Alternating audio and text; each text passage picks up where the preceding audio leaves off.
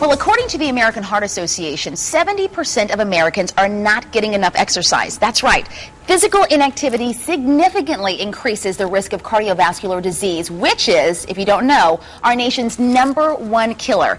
Studies show that embracing a healthier life is one of the best gifts that we can give to ourselves and the ones that we love. So here to talk more about the American Heart Association and their upcoming Start Heart Walk is Robert Towns and heart attack survivor Dee Klingaman. Welcome to the show, you two. Well, thank you for having us. Thank you. Thank you for being here. And Dee, we're going to check in with you and have you share a little bit about your personal story in just a little bit. But Robert, we want to start with you and have you kind of set up a little bit more and kind of share with us a Start Heart Walk. What is that all about? Well, the Start Heart Walk really is our hometown celebration. Here in the greater New Haven area, we're really excited because we're going to have like 4,000 or 5,000 people out at Savin Rock. Wow. What we're trying to do basically is promote wellness. You know, these are simple things that most people know about.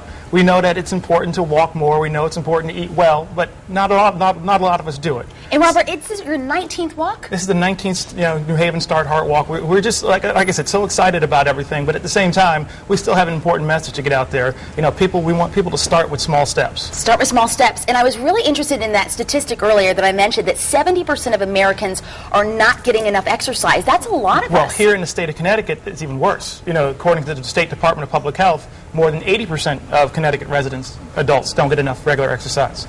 So, you know, it's important, like I said, for people to get moving. And with this being the week of the Boston Marathon, a lot of times people think, oh, I have to exercise, I really have to go to the gym and basically run myself into the ground. That's not what we're talking about. We're talking about walking. Walking has the lowest dropout rate. Walking is some activity that most people can do, and we also know that for every 2 hours of regular exercise, you can gain an hour of life expectancy. And so it's really simple. You said earlier things like the things we don't always want to hear. Don't take the elevator. Take the steps. Yep. Park a little bit further away when you go grocery shopping or going to the mall. You know, baked or fried. You know, everybody knows what choice to make there. Right. You know, so these are simple things. But just we have to get people to start doing it. And Dee, for you, let's bring you in. You are a heart attack survivor. Tell us a little bit about your story. My story really is centered around family history. My family learned about the cost of cardiovascular disease firsthand when we lost our mother to a stroke and later our brother Glenn at the age of 49 to a heart attack. Wow. For most people, their first sign of heart disease is a heart attack. Right.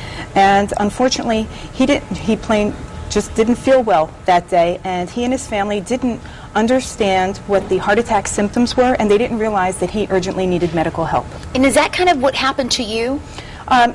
In some manner, yes. Over time, I had symptoms, but my doctors had attributed it to reflux. So as I would have pain that would come and go, I would just push it away as if it was reflux and not take it seriously. But over time, it became more and more severe. And on one occasion, when my husband and I were out water skiing, it became so severe, I had to stop skiing. And we decided that to go to the doctor? To go to the hospital. Wow. Just to get it to rule out anything serious. And you said you had 2 blockages, and then you chimed in earlier, Robert, saying that had she not been as active as she is, she could have potentially probably died. Yes, in Dee's case, she had what was called collateral circulation, so she had a 100% blockage in one of her arteries, but she had circulation around that blockage, which helped her out. That circulation was built up through her regular exercise. Okay. But the one thing I think about Dee's story a lot is the fact that family history is an important thing that people need to pay attention to, and even in Dee's case, with her family history, it still took her a while to link the two things together, saying, oh, I have family history, I better take care of myself. Right, good for you. Tell us about this red hat, if you will, Robert. This is a red or Dee.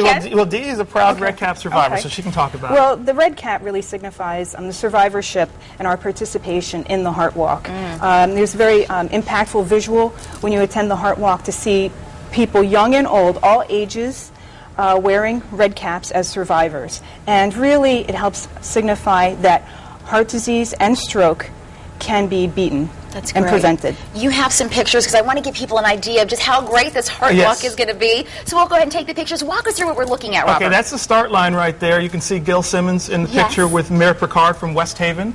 You see a young person there in a red cap, too, as well. You know, one thing that we use red caps, really, you can see that people of all ages are impacted. There were a lot of myths about heart disease and stroke, but really it impacts all of us. That's people out there walking. That's at Lighthouse Point Park in New Haven. last year. You can see people there, and then that's the West Haven cheerleaders at the start line.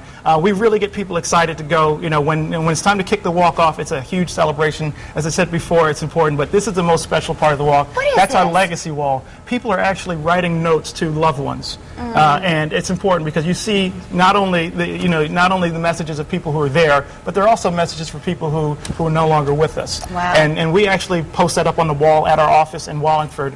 And when we walk into the building every day, we see those messages, and it encourages us to get out there and do our job and spread our mission. And you're spreading your mission really quickly. How much money are we trying to raise this year? We're trying to raise about $400,000 this year, and we're really excited. We're on the way. We have great sponsorship. You know, Dee's company, Sikorsky Aircraft, is a big supporter. They're our presenting sponsor. And also Jeffrey Pino, the president of Sikorsky, is the chair of the event this year. So we're really excited. We're tapping into the greater New Haven business community, and we're really excited about the event. Well, we want to get people out there to support you, to help you reach that 400,000 mark and beyond. So let's put it up there if we can, everybody. If you want to take part in the Greater New Haven Start Heart Walk, it's Saturday, May 22nd at Savin Rock in West Haven. Registration, 10 a.m., and the walk starts at 11 a.m. All the information on the screen. If you missed it, you know what to do, everybody. WTNH.com. Click on Connecticut Style. Dee, Robert, thanks so much for being here. Thank you so much. Thank you for having us. Thank you for sharing your personal story. Thank you. And thank you for continuing to raise awareness. Oh, thank you. All right, everybody. Coming up next, we are in the kitchen. It's a Mother's Day brunch fit for a queen when Connecticut Style returns, so don't go anywhere.